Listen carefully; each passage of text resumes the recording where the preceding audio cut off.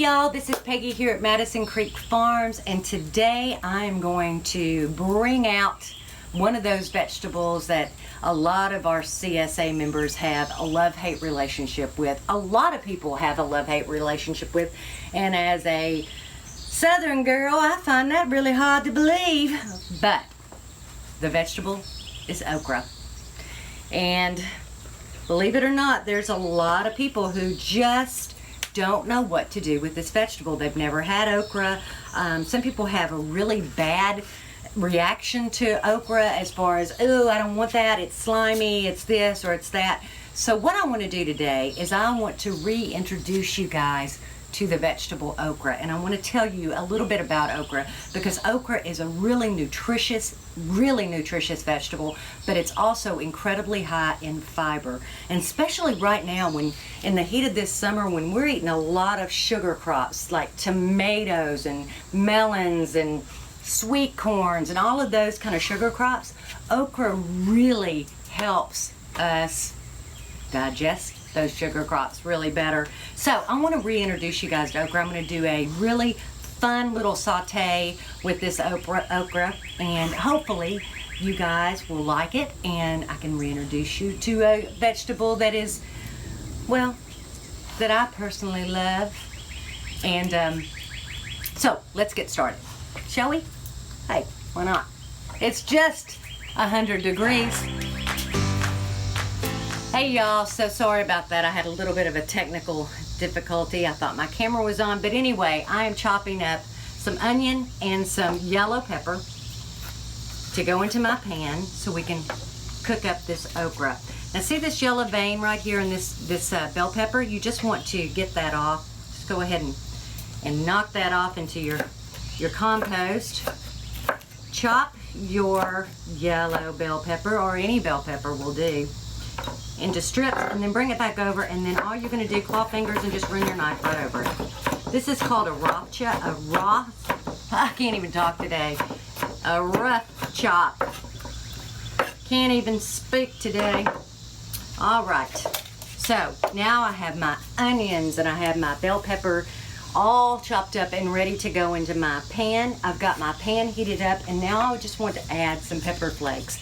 And so I'm going to add that directly into that oil, and what that's going to do is that's going to kind of kick up that oil and make it just a little nice and spicy and flavor that oil just a bit. You don't need much, you just need enough to kind of get that oil kind of flavored up, which is so nice. Then I'm just going to throw in, yeah, that's the sound. Throw in those peppers and throw in that onion, and let that start cooking.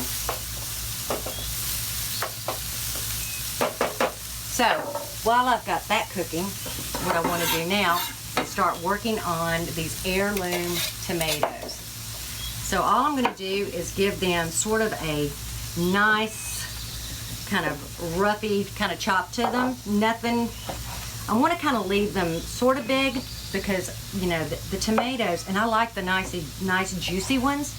But right now, when we have all of these heirloom tomatoes, you are never going to make a dish, especially that is a tomato base, that has a better flavor in it than with these heirloom tomatoes. They just have so much, they're so flavorful, they explode in a dish, and that's kind of what you want. You want that really nice tomatoey taste in this dish. And like I said, this is called a stewed okra. And I know that sounds kind of gross, but it's not. It's really delicious. Really delicious. And I think for the most part, also,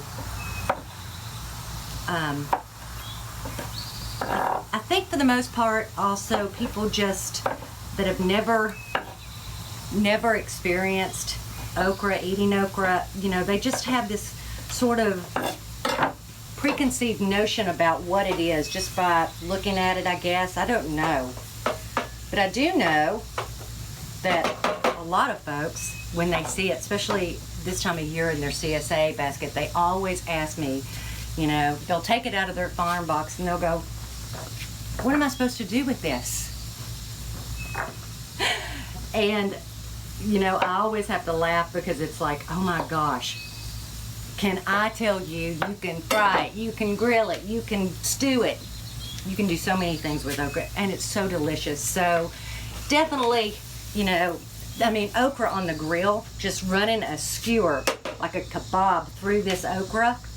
Just run a kebab and then put a little garlic on it, a little olive oil over it, throw it on the grill. It's delicious.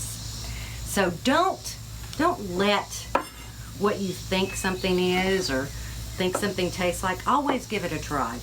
And always try it more than one way, because, you know, sometimes if somebody would have given me kale, blanched kale, I would have went, no thank you.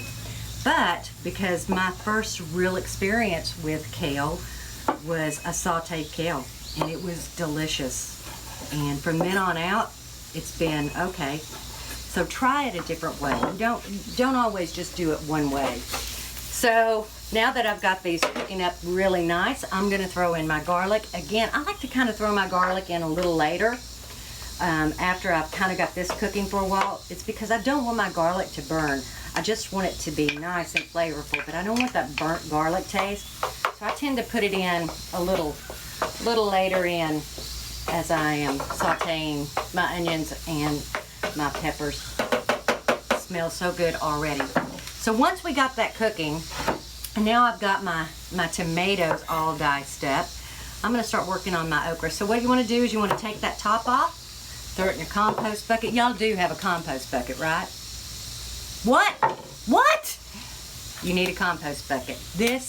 Don't throw this into the garbage. Don't throw your food scraps, any kind of vegetable scraps, any of that. Just don't throw meat or grease or cheese or any dairy products in it.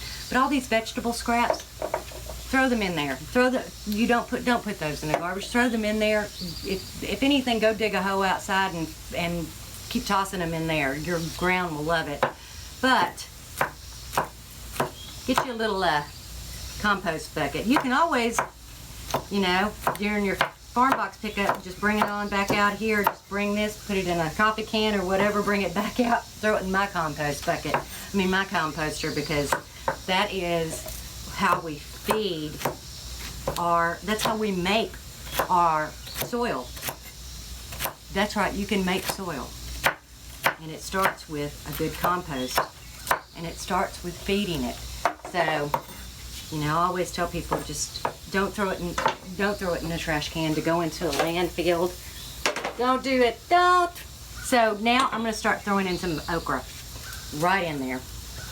Just like that.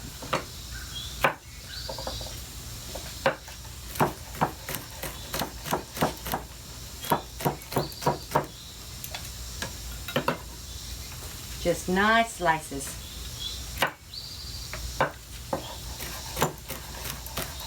So when you have a really good sharp knife, this knife does most of the work. And that's just one of the pleasures of really good equipment. And you know, I tell my husband all the time, I cook a lot, and it would be like any other tool. You know, I use it a lot, so I want good pans and good knives and all of those things to use. And so does he, if he wants me to cook dinner.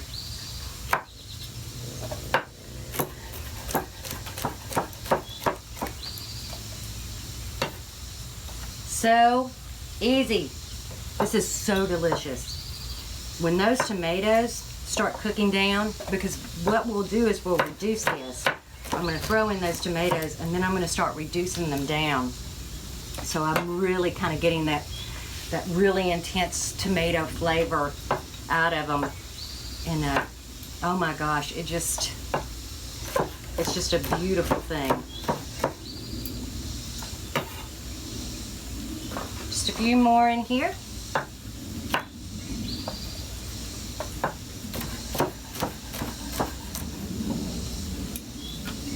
Don't make you feel so chefy.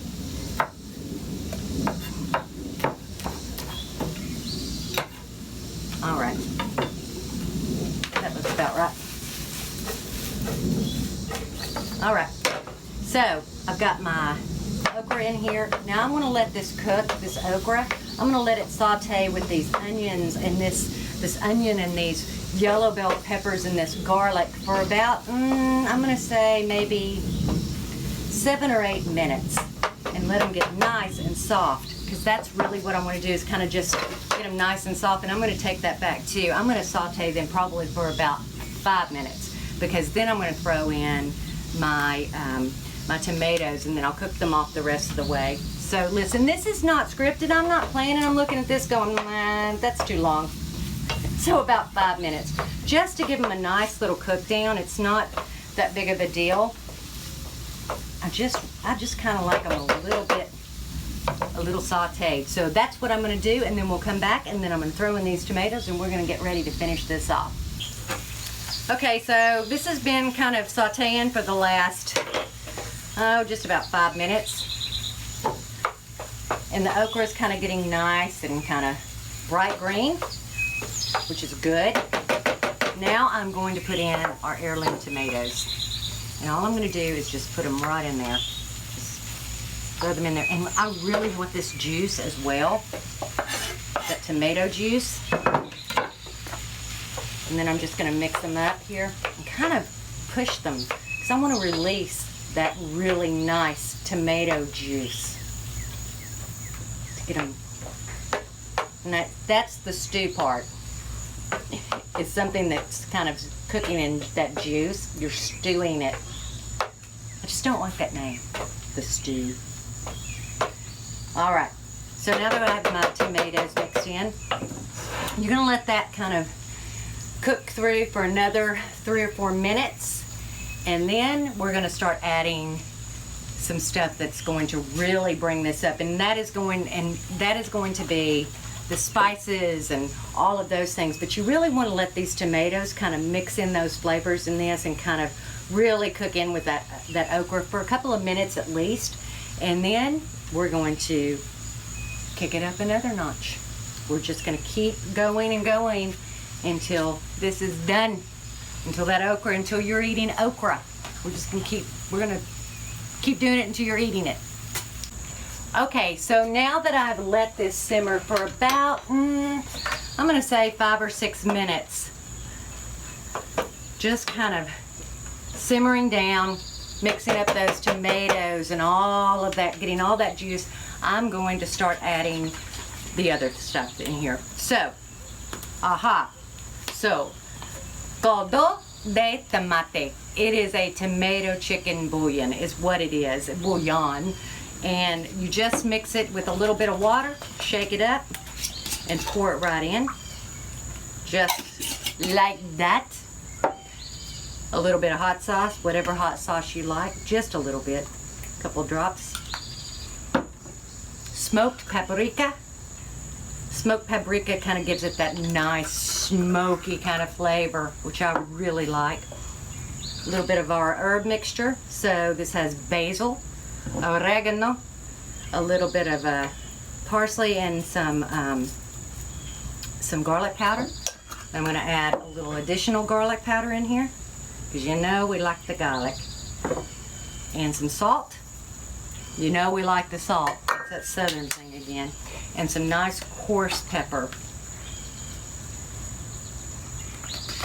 because I like to see the pepper. And then I'm going to just come in here and take some of this basil off of here, and just because I don't have my cutting board sitting here, I'm just going to rip the heck out of it and throw it right in here, just like that.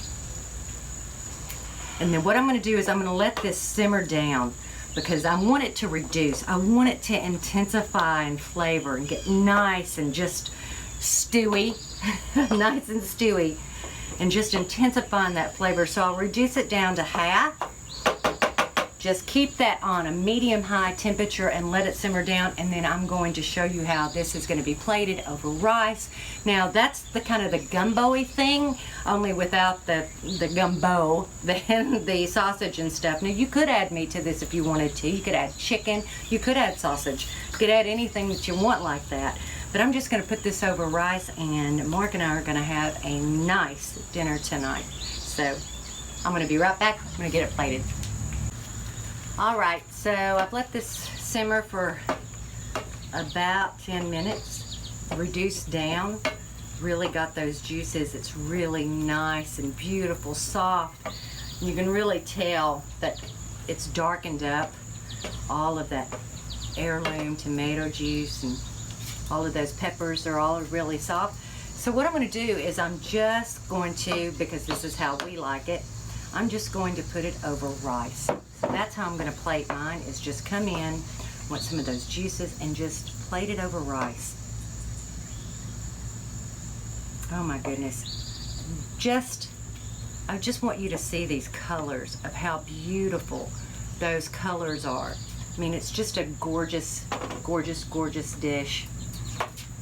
And then I'm going to come back in, grab some more of this basil and tear the heck out of it. And just kind of spread it on top. A little bit more. I'm going to take a purple piece because I want it to be pretty. Yes. Okay, I'm coming around. So, this is the stewed okra that have those heirloom tomatoes. It has so many flavors going on here. It has the onions and the peppers, and it has the herbs. It has the tomato and the chicken bouillon. It just has a lot of different flavors. It's got a little heat because of those pepper flakes and because of the hot sauce that we put in it. It's just so wonderful, and it's a great time, a great summer dish, because you need fresh okra for this. You can't get that frozen stuff. Get out of here with that. This is fresh okra, so this is a great time of year to have this. This is dinner. This is Mark's dinner. Let me tell him. Hey Mark, dinner's ready. That's right. Come on with it. Hey, you do what you gotta do. It's working moms. I mean, you know, it's hard to be a girl boss. Anyway, I hope you guys have enjoyed this video and of our okra. I hope you will give okra a try. You know, like I said, yeah, dinner. Let's go. Let's go. There you go. Thank you. Yeah, you're welcome. All right. There you go. Girl boss one.